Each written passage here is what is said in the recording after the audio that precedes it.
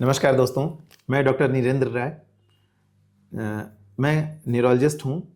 भोपाल के neuro city centre में मैं कार्य करता हूँ और मेरी ट्रेनिंग एम्स दिल्ली से न्यूरोलॉजी में हुई है।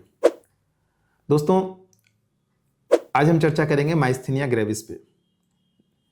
माइस्थीनिया ग्रेविस एक बीमारी है जो एक बहुत प्रसिद्ध स्टार को भी, जहाँ तक हमने सुना है, कि हुई थी। अब वो डिस्क्लोज तो होता नहीं है पूरी तरह से, लेकिन लोग नाम सुनते ही डर जाते हैं। ये इलाज वाली बीमारी है। होता क्या है इसमें, कैसे इससे बचें, कैसे इसको पहचानें और कैसे इससे हम जीवन भर के लिए कंट्रोल में रखें, ये एक आज हम चर्चा करेंगे। माइस्थीनिया ग्रेविस एक बीमारी होती है जिसमें हम जल्दी थक जाते हैं। ईजी फैटिगेबिलिटी, जल्दी थक जाना। डायurnal वेरिएशन, मतलब कि सुबह में हम उठेंगे तो ठीक रहेंगे और जैसे जैसे हम काम करते जाएंगे दोपहर तक, शाम तक में हम बहुत जल्दी थक जाएंगे। तो सुबह में बेहतर, शाम तक में बहुत थकना। और ये थकना ऐसा नहीं कि हमारा मन थक रहा है, हमारा हाथ उठना कम हो जाएगा, चल नहीं पाएंगे, थोड़ी देर बाद रुक जाना पड़ जाएगा, बैठ जाना पड़ेगा, बिना दर्द के। दर्द नहीं होता इसमें, क्योंकि ये केवल मसल और नर्व के ज्वाइंट की बीमारी है, तो इसमें दर्द नहीं होता। हम जल्दी थक जाते हैं, सुबह में या रेस्ट के बाद हम बेहतर फील करते हैं, और जब ज़्यादा काम कर लेंगे तो थक जाएंगे। और कभी कभी जब बहुत गंभीरता से ये बढ़ जाती है तो हमारे सांस की मांसपेशियां भी थक जाती हैं और कई बार हमको वेंटिलेटर पे सहारा लेने की ज़रूरत पड़ जाती है। इतनी गंभीर बीमारी भी हो सकती है ये। तो इसको पहचाने कैसे, तो ये बड़ा महत्वपूर्ण है। कई बार हम मान लेते हैं कि हम काम कर गए थे इसलिए थक गए हैं। तो इसमें 2-3 महत्वपूर्ण सूचनाएं। एक होती है आँख के पलक की, ये ऐसे गिर जाने लगती है। सुबह को हम उठेंगे तो ठीक रहेगी और आधे घंटे 45 मिनट बाद ये पलक ऐसे गिरने लगती है और हमको कई बार ऐसे पकड़ के उठाना पड़ता है। ये फ्लक्चुएट भी करती है।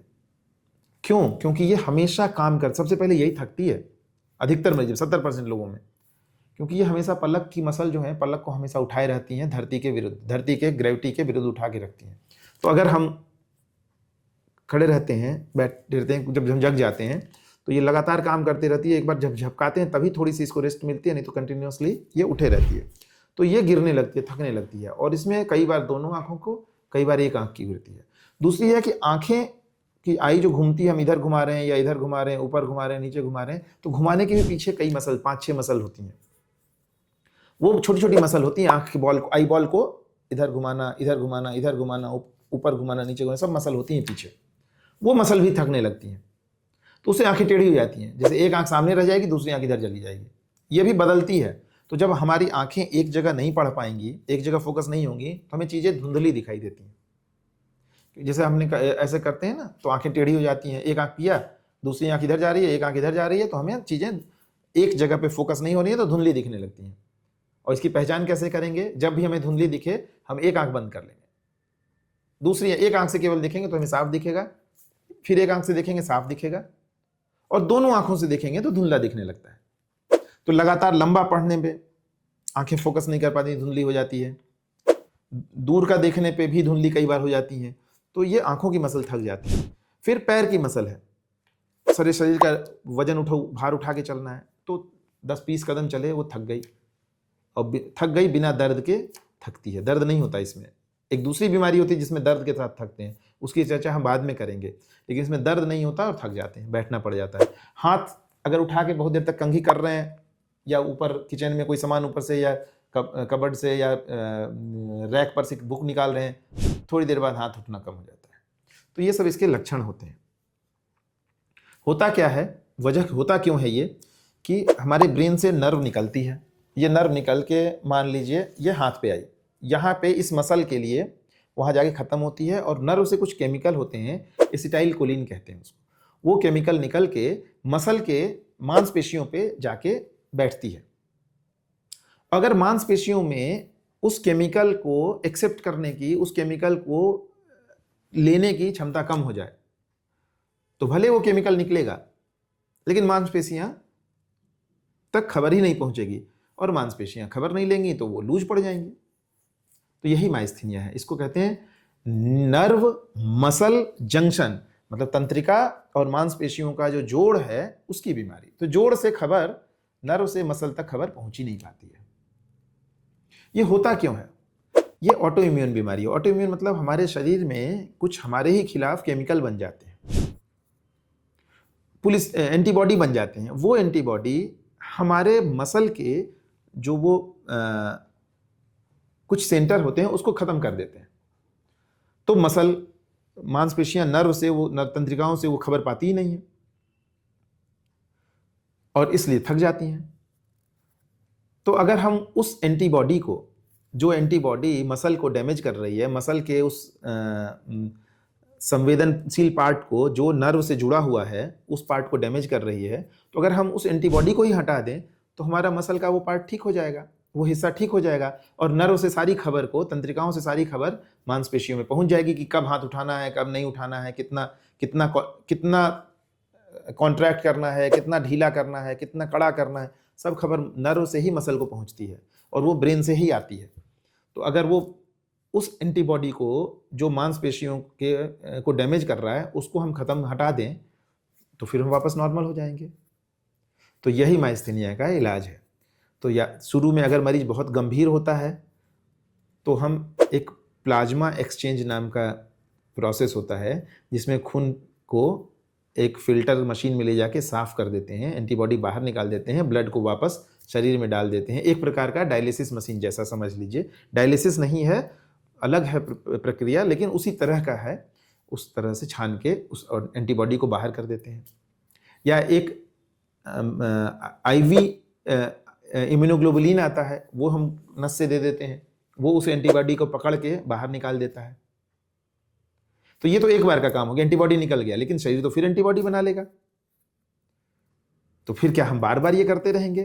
तो उसके बाद हम कुछ दिन के लिए कॉर्टिकोस्टेरॉइड, एक दवा होती है, सुन के डर लग गया होगा, खूब कोविड के समय में लोगों ने इस दवा को बदनाम किया है, लेकिन ये बड़ी अच्छी दवा है। तो ये दवा उस एंटीबॉडी को नहीं बनने देती है। प्लस कुछ और सेफ दवाइयाँ हैं जो थोड़ा देर से काम करती हैं। तो पहले हम कॉर्टिकोस्टेरॉइड पे देते हैं और प्लस जो और दवाइयाँ हैं, एजाथायोप्रिन है, माइकोफेनोलेट है, बहुत सारी दवाइयाँ हैं, नाम एक एक क्या गिनते रहें, तो उस दवाओं को देते हैं। ये दोनों मिलके उस एंटीबॉडी को बंद कर देती हैं बनना और धीरे धीरे कॉर्टिकोस्टेरॉइड को हम 3 से 4 से 6 महीने में बंद कर देते हैं और इन जो दूसरी दवाइयाँ, जो और सुरक्षित दवाइयाँ हैं, उनको हम देते रहते हैं। दवाएं लंबी चलती हैं और मरीज अपने दिनचर्या को ठीक ठाक से बिल्कुल चला सकता है। लेकिन कभी कभी क्राइसिस मतलब माइस्थेनिया अचानक उभर के सामने आ जाता है। वो कब आता है? जब हम कुछ दवाइयाँ जो माइस्थेनिया में मना है वो ले लें, या कोई हमें सर्दी जुकाम बुखार, कोई भी और हमारे शरीर को बीमारी आ गई, वो हो गया, या माइस्थेनिया की बहुत ज़्यादा दवा खुद अपने से खा लिए, उसमें भी एक क्राइसिस होती है। तो ये हमें ध्यान रखना है कि माइस्थेनिया के मरीज सारी कोई भी सिप्रोफ्लोक्सासिन, डायरिया की कोई भी दवा ऐसे जाके ना खा लें, सर्दी जुकाम के लिए जिथ्राल टाइप की दवा ना खा लें तुरंत में, ये ध्यान रखें। जो डॉक्टर ने प्रिस्क्राइब किया है वो जरूर नियमित लें। कोई छोटी मोटी दिक्कत हो रही है, नए डॉक्टर के पास जा रहे हैं, तो उनको जरूर बताएं कि मुझे माइस्थेनिया है, नियमित दवाई लें। और अगर आपको लगता है क्राइसिस, कैसे पता चलेगा क्राइसिस? अचानक हम पानी नहीं पी पाते हैं, गले की मांसपेशियां कमजोर हो जाती हैं, बोल नहीं पाते हैं, सांस फूलने लगती है, एक सांस में हम गिनती गिनना शुरू कर रहे हैं, कहें 1 2 3 4 5 6 7 8 9 10, इतने थक जाए, इस प्रकार से हम गिनती भी नहीं गिन पाते हैं। तो ये सब लक्षण होते हैं कि हम क्राइसिस की ओर, माइस्थेनिया के क्राइसिस या गंभीर माइस्थेनिया की ओर जा रहे हैं। उस समय अस्पताल में भर्ती होना ही एक उपाय है। और अगर हम नियमित ढंग से प्रिकॉशंस लेते हैं तो माइस्थेनिया के बाद भी हम जीवन बड़े आराम से जी लेते हैं। और बहुत सारे लोगों में, 1/3 लोगों में जो माइस्थेनिया आज हुआ भी, तो 30 to 50% लोगों में समय के साथ ये अपने आप कमज़ोर हो जाता है और धीरे धीरे सालों के बाद दवाइयाँ भी बंद हो जाती हैं। तो अगर माइस्थेनिया आपके किसी जानने वाले को है तो ये वीडियो ज़रूर शेयर करिए उनको। नहीं भी है तब भी इसको जान ज़रूर लीजिए, क्योंकि ये हम अगर जानते हैं तो बचना हमारे लिए आसान हो जाता है, पहचानना हमारे लिए आसान हो जाता है। और अगर ये वीडियो आपको अच्छा लगा तो आप इसको ज़रूर अपने मित्रों को, अपने परिजनों को शेयर करिए और हमारे चैनल को सब्सक्राइब करिए ताकि हम समय समय पर आपको नए नए अपडेट्स देते रहें। धन्यवाद।